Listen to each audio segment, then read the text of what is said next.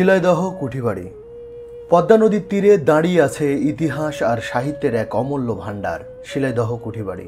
এই শিলাইদহ কুঠিবাড়ি বিশ্বকবি রবীন্দ্রনাথ ঠাকুরের স্মৃতি বিজড়িত স্থান। এখানে প্রবেশ করলেই মনে হয় যেন সময় থেমে গেছে, আর চারপাশে ছড়িয়ে আসে কবিগুরু রবীন্দ্রনাথ ঠাকুরের পদচিহ্ন, স্বপ্ন আর সৃষ্টির অমলিন স্পর্শ।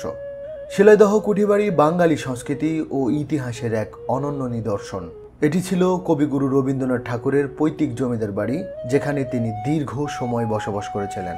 এখানে বসেই তিনি গীতাঞ্জলি, সোনাত্তরী, চিত্রা, চৈতালি সহ বহু অমূল্য সাহিত্যকর্ম রচনা করেন।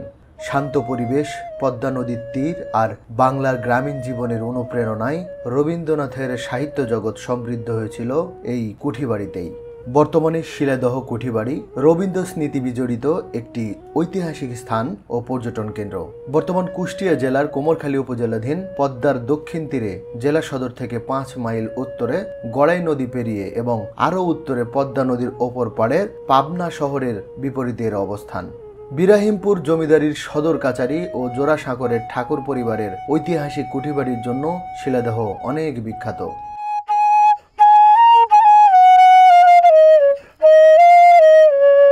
আমরা এখন শিলাইদহ কবিগুরু রবীন্দ্রনাথ ঠাকুরের কুঠিবাড়িতে প্রবেশ করছি। আমরা প্রবেশ করার সাথে সাথে বাম দিকে এবং ডান দিকে বিশাল বিস্তৃত মাঠ দেখতে পাচ্ছি। এই মাঠগুলোতে সবুজ ঘাসে, একদম সবুজে অরণ্যে পরিপূর্ণ হয়ে আছে। আমরা মূল গেট দিয়ে প্রবেশ করেই কিছু দূর আসলে আমরা দেখতে পাবো দুই পাশে দুইটি টালির ঘর। এটি সেই আমলে যখন রবীন্দ্রনাথ ঠাকুর এখানে বসবাস করতেন, তখন এখানে এই বাড়ির পাহারাদার হিসাবে যে দারোয়ানগুলো ছিল তারা এখানে অবস্থান করত বাড়ির সিকিউরিটির জন্য। আমরা যদি মূল বাড়িটির ভিতরে ঢুকি তাহলে দেখব যে সিমেন্ট দিয়ে চারিদিকে ঘেরাও করা একটা পরিবেশ। সেখান থেকে এই বাড়িটাকে একদম সুরক্ষিত করা আছে। এই বাউন্ডারিকে লাল এবং সাদা কালার করার কারণে আরও দেখতে সুন্দর লাগছে। ঠিক এখান থেকে যদি দেখি বাড়িটির গঠনশৈলী খুবই সুন্দর। আমরা দেখতে পাচ্ছি যে সিমেন্ট দিয়ে তৈরি করা দেয়াল, আর উপরে রয়েছে কাঠ এবং লোহার তৈরি বিভিন্ন অ্যাঙ্গেল চ্যানেলের সাজানো সুসজ্জিত একটি কাঠামো।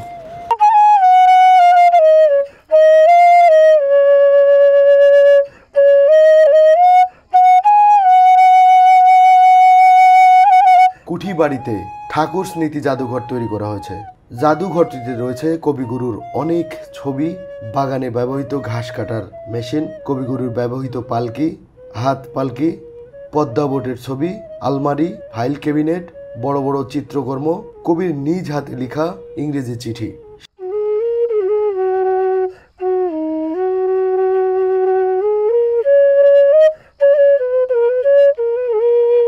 সিঁড়ি বেয়ে দোতলায় উঠলেই দেখা মেলে কবির ব্যবহৃত গোল টেবিল, নৌকার প্রতিকৃতি, সোফা।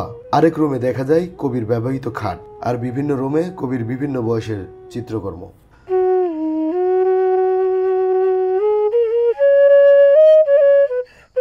দোতলায় বারান্দায় গেলে দেখা মেলে বড় 2টি নৌকা আর বড় একটি চিত্রকর্ম। এই বারান্দা থেকে কুঠিবাড়ি দেখতে খুব দারুণ লাগে।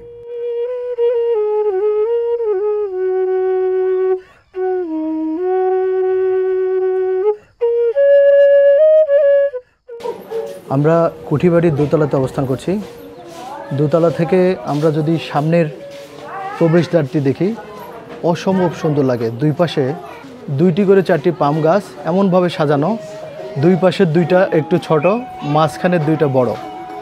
মনে হচ্ছে যে পরিকল্পিতভাবে সাজানো। এত সুন্দর দৃষ্টিনন্দন এই প্রবেশ পথটা, আসলে অন্য কোনো জায়গায় এরকম প্রবেশ পথ পাওয়া যায় না।